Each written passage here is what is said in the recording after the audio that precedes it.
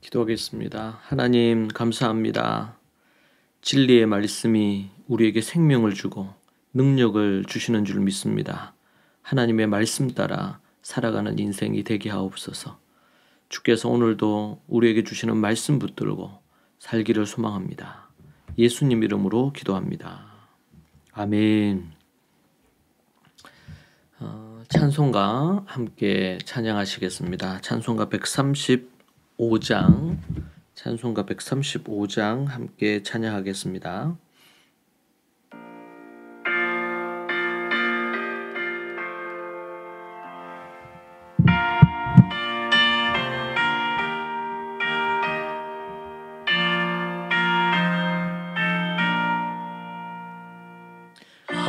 어저께나 오늘이나 어느 때든지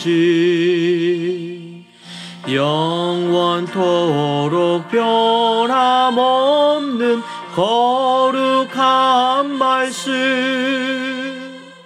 믿고 순종하는 이의 생명 되시며 한량 없이 아름다운 기쁜 말일세 어저께나 오늘이나 영원무궁히 한결같은 주 예수께 찬양합니다. 세상 지나고 변할지라도 영원하신 주 예수 찬양합니다.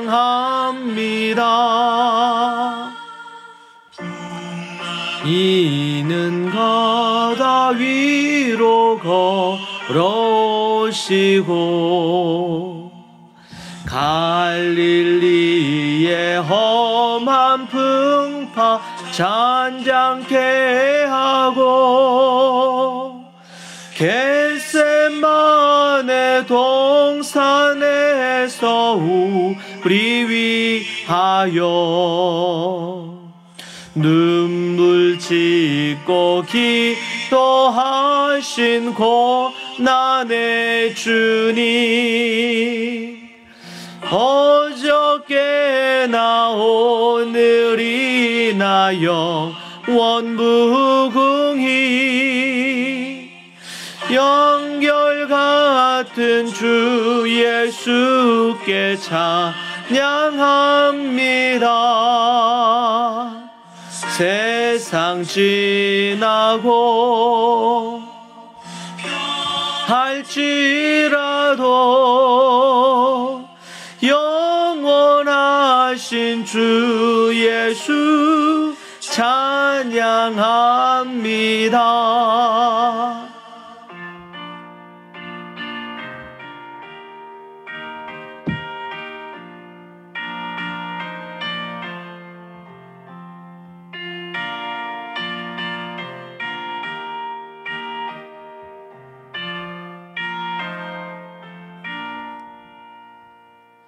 허물 많은 베드로를 용서하시고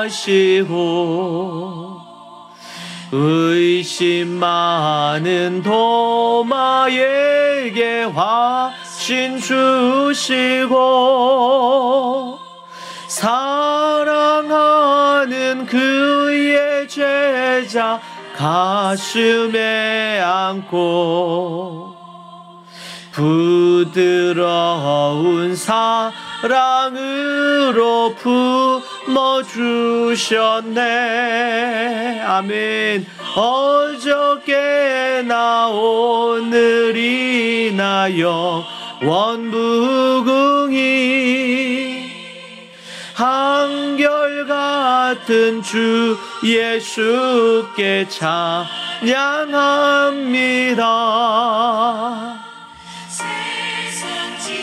나고 변할지라도 할지라도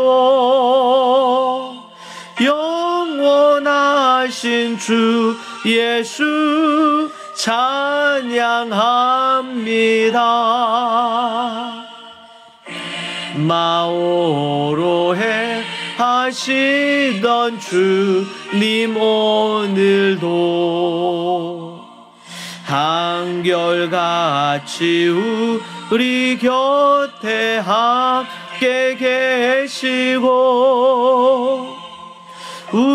우리들을 영접하러 다시 오실 때 변함없는 영광의 주치 니 배우리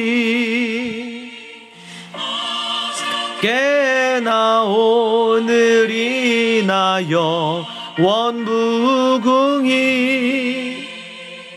한결같은 주 예수께 찬양합니다. 세상 지나고 변할지라도 하신 주 예수 찬양합니다.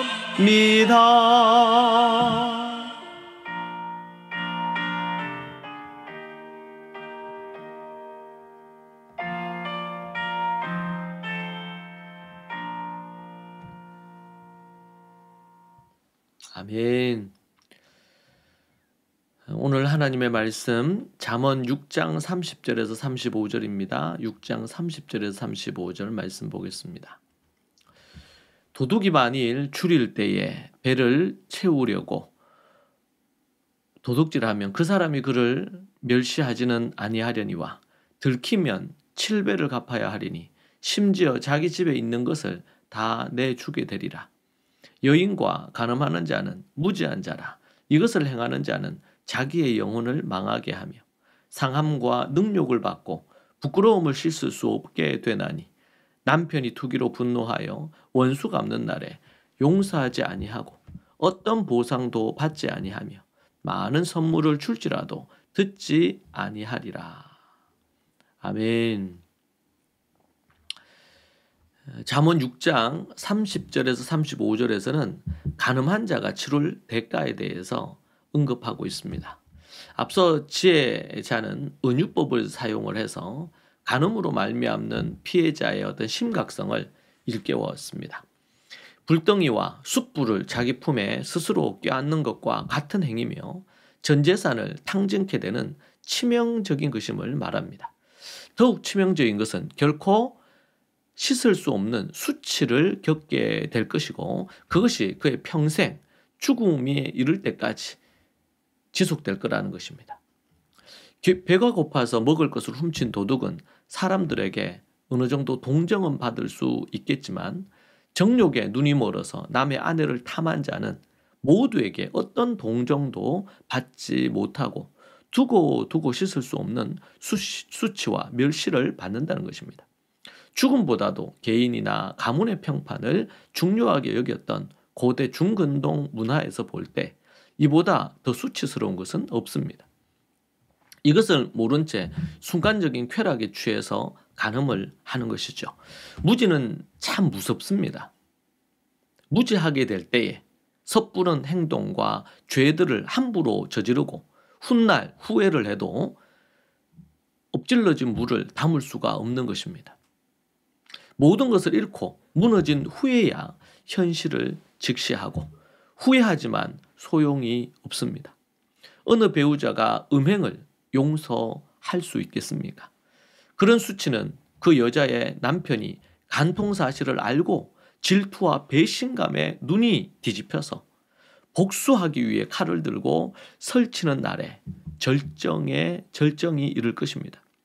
이 정당한 질투에도 이해나 용서는 없는 법입니다. 그때 그 남편에게는 어떤 타협이나 보상도 통하지 않습니다. 사람들의 수치와 멸시를 받는 가운데 꼼짝없이 그 남편은 휘두르는 칼에 당할 수밖에 없을 것입니다.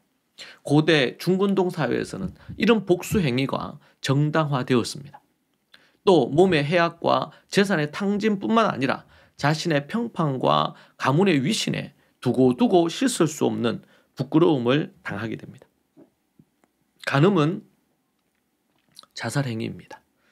음행을 행하는 것처럼 어리석고 미련한 짓은 세상에 없을 것입니다. 지혜자는 간음으로 인해 벌어질 수 있는 현실적인 상황을 구체적으로 설명을 합니다. 현대 사회에서 문란한 성문화는 영화, 드라마, 게임 등으로 확산되고 있지요. 동성애 부분도 하나의 문화로 이제는 자리를 잡고 있습니다. 잠언의 이런 말씀을 매우 우습게 여긴 결과입니다. 이런 문화의 영향으로 현대교회 또한 음란한 성문화가 교회 안에 들어와 있고 그러한 세속적인 성문화에 교회도 물들어가고 있는 것이 현실입니다. 성도는 날마다 깨어 있어야 하고 교회는 성경의 가르침을 올바르게 가르쳐야 합니다.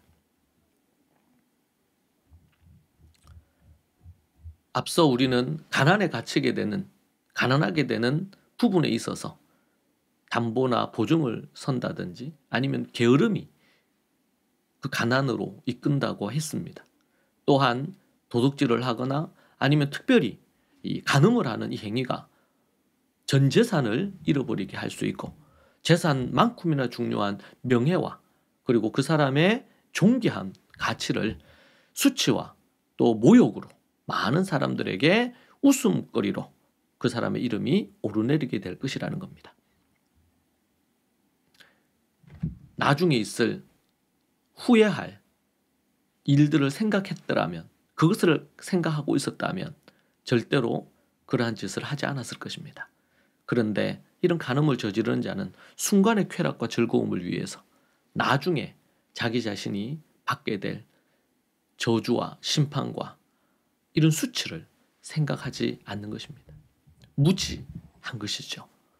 잠언은 우리에게 사전에 그것을 미리 알아, 그것을 깨닫고 그런 수치와 낭패와 전 재산을 잃어버리는 고통을 겪게 될 것을 미리 알려줘서 그러한 짓을 하지 않도록 예방하는 지혜를 우리에게 주고 있습니다. 우리가 날마다 깨어 근신하기를 원합니다. 기도하겠습니다. 하나님 아버지 감사합니다. 우리에게 사전에 예방하고 지혜롭게 살 수 있는 길을 열어주시니 감사합니다. 날마다 깨어 근신하며 믿음으로 설 수 있도록 도와주옵소서. 성령으로 충만하게 하시고 성령의 은혜와 능력으로 나아가기에 부족함이 없게 하옵소서. 아버지 하나님 도와주시기를 원합니다. 주께서 인도하시고 간섭하옵소서. 예수님 이름으로 기도합니다. 아멘. 함께 하나님 앞에 우리 같이 이 말씀 붙들고 우리가 경각심을 갖고 죄의 자리에는 절대로 서지 아니하고 죄는 모양이라도 따라하지 않기를 갈망하며 기도하십시다. 주여, 주여, 주여. 하나님 아버지 주님 붙드시고 인도하여 주옵소서. 성령의 은혜와 능력으로 기름 부어 주시옵소서. 아버지 하나님 주여 도와주시기 원합니다.